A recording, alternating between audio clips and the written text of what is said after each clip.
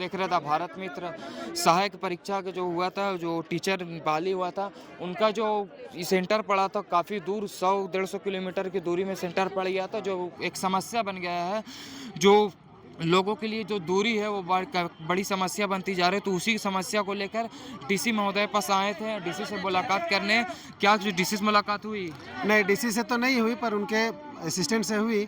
उन्होंने हमारा जो आवेदन पत्र था कि हम लोग के सभी ज़िले में और अन्य ज़िलों में जो सहायक आचार्यों का पदस्थापन जो हो रहा है, उसमें हम लोग का रेंडमली किसी को भी किसी भी जगह पे बैठा दिया गया है। ना तो महिला को, ना ही विकलांग को, और ना ही शारीरिक रूप से कोई अगर यदि किन्हीं को दिक्कत है तो उनको कोई प्राथमिकता नहीं दिया गया है। और हम लोग का प्रतिस्थापन जो है वो जो जिस विद्यालय से था वहाँ से हटाकर हम लोग का अस्थाई पदस्थापन के लिए कहीं पर भी किसी को उठा के फेंक दिया गया है। महिलाओं को कम से कम 100 किलोमीटर का दूरी दे दिया गया है। महिलाओं को 100 किलोमीटर? हाँ, विकलांग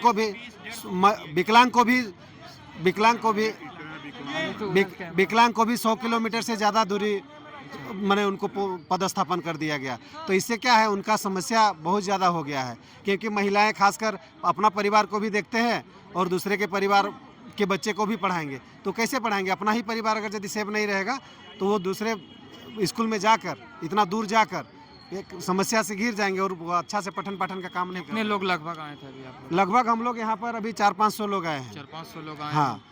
तो जो विकलांग है उन लोगों को काफ़ी तकलीफ होगी इतनी दूर जाके फिर अपने घर वापस भी आना। होम टाउन में आप लोग चाहते हैं कि हमारा ये हो जाए ना?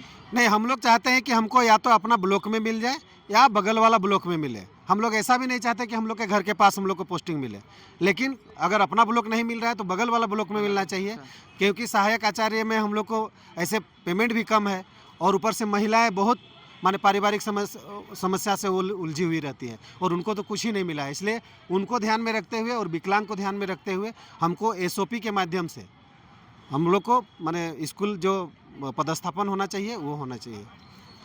क्या पीए से क्या बात हुई? पीए ने क्या कहा? पीए ने हमको आश्वासन दिया कि डीसी आप लोग के बात को सुनेंगे। सोमवार का समय दिए हैं, वो सोमवार को हमसे मिलने के लिए बुलाए हैं और बोले हैं कि आप लोग का समस्या का समाधान हो जाएगा। आगे क्या रणनीति तय कर रहे हैं आप? आगे का रणनीति तय कर रहे हैं कि हम लोग का जो हमारे जनप्रतिनिधि हैं, हमारे सांसद, हमारे मुख्यमंत्री, हम उनको भी ज्ञापन सौंप रहे हैं कि हम लोग के साथ ऐसा अन्याय हुआ है सहायक आचार्यों को कि रेंडमली कहीं पर भी किसी को मतलब पदस्थापन कर दिया गया है। तो उसको हम लोग के अनुकूल कम से कम अपने ब्लॉक में नहीं तो बगल वाले ब्लॉक में कम से कम पदस्थापन हम लोग को किया जाए। ठीक है, परिचय बता दिए अपना।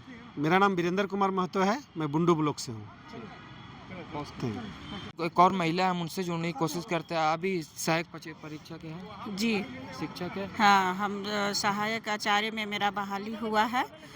हम 12 वर्षों से पारा शिक्षिका के रूप में बुढ़मू प्रखंड के गिंजो ठाकुर गांव कन्या मध्य विद्यालय में पदस्थापित थी, लेकिन अभी इस तरह का जो पोस्टिंग हुआ है, अब हमको बुढ़मू से ले करके उठा करके तमाड़ ब्लॉक में दिया गया है, और वो भी तमाड़ से सुदूर क्षेत्र 20-25 किलोमीटर मैप में दिखा रहा है।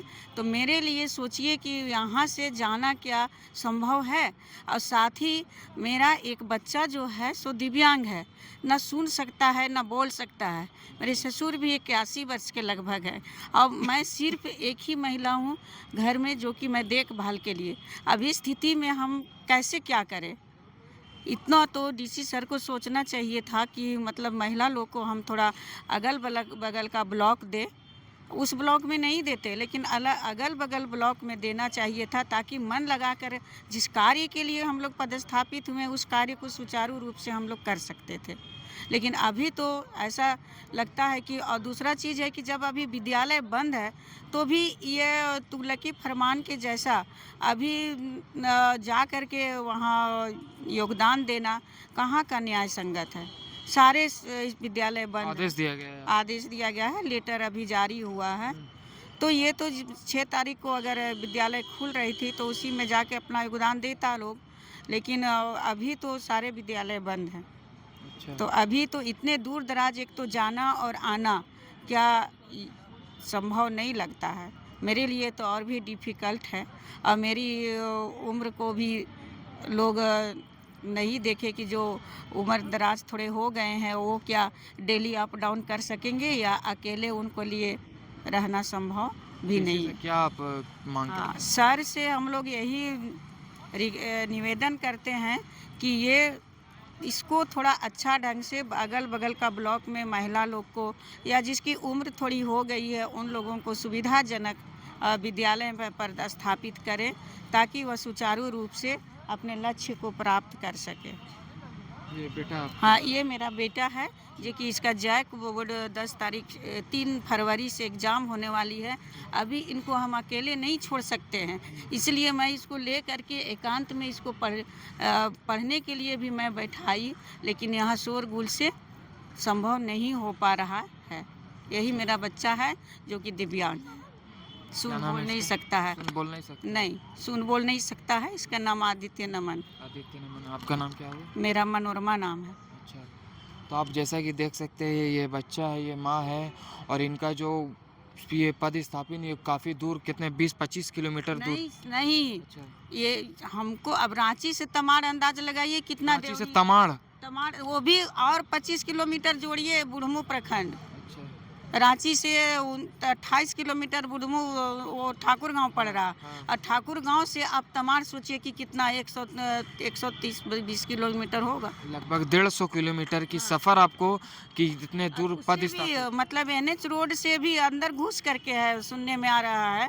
हम तो गए नहीं हैं लेकिन सुनने में आ रहा है कि 15-20 किलोमीटर अंदर है। तो अब आप जैसा कैसे कि संभव हो सकता है? तो आप आने जैसा कि जाने देख की कोई सकते हैं कि सुविधा एक नहीं है। बच्चा है जो बोल नहीं सकता, सुन नहीं सकता और इसका ख्याल रखने के लिए सिर्फ इसकी एक माँ है। और अगर ये उतनी दूर जाकर पढ़ाती है या बच्चे को शिक्षित करती है तो संभव ही नहीं है, नहीं तो फिर इनको वहीं शिफ्ट होना पड़ेगा, जो कि इतने महीनों के बाद, इतनी मेहनत के बाद, कितनी सब मेहनत लगी है यहाँ तक आपको आने में, टीचर बनने में। कितना सहायक आचार्य में बहुत ज़्यादा समस्या भी। बहुत समस्या हुई है, खास करके हमारे बच्चे को लेकर के कि इसको रांची डिस्ट्रिक्ट में भी ऐसा कोई साइन लैंग्वेज का कोई पढ़ाने का प्रावधान नहीं है। और इसको मैंने अपने से किसी तरह से इसको मैं अपने साथ रख करके पढ़ा रही हूँ, लेकिन मैं इसको कैसे ले जा सकती हूँ? बच्चा को हम कहाँ छोड़ें और कहाँ हम इसको तैयारी कराएं और कैसे कराएं? मेरे साथ बहुत बड़ी समस्या है। आप जैसा कि देख सकते हैं, जैसा कि इनकी माँ का कहना है कि अपने बच्चे को ये अपने से पढ़ा रही है। इस बच्चे का ये अपने ही माँ यही शिक्षक है, ये जैसे तैसे अपने ही बच्चे को पढ़ा रही है। मगर अगर ये वहाँ पदस्थापित इनका हो गया, ये अगर वहाँ स्कूल बंद हो जाए, स्कूल बंद हो जाएगा फिर इसका ध्यान वान कौन रख? कोई नहीं, रखने वाला कोई नहीं है। घर पे कौन कौन आपके? हमारे घर में एक बूढ़े ससुर हैं जो 81 वर्ष के हैं। अच्छा, इसके पापा यहाँ नहीं रहते हैं, बाहर काम करते बाहर काम करते हैं, प्राइवेट कुछ मतलब ऐसे ही, कोई उनको गवर्नमेंट जॉब नहीं है, ये नहीं है। तो आप जैसा कि देख सकते हैं, इकलौता इनकी माँ है जो इनका ख्याल रखती है। तो इनका यही समस्या को लेकर ये आए थे डीसी महोदय पास, और डीसी महोदय के जो अब देखना होगा कि कब तक डीसी महोदय इनसे मिलते हैं। अभी मिले तो नहीं हैं, और अभी ये देखना होगा कि कब तक इनका जो प्रॉब्लम है वो सॉल्व होता है। और काफ़ी गंभीर प्रॉब्लम है ये, जो इनका जो परेशानी इतनी दूर ट्रांसफ़र हो जाना, और ये इनका एक बच्चा है जो बोल नहीं सकता, जो सुन नहीं सकता, उसे पढ़ाना है, उसे देखना है, ध्यान रखना है। तो ये बहुत बड़ी समस्या है, खड़ी हो रही है। तो अब ये देखना होगा कि डीसी महोदय की ओर से कब तक आदेश आता है, कब तक निर्णय आता है, ये तो देखने वाली बात होगी। मैं सदाब दा, भारत मित्र, रांची।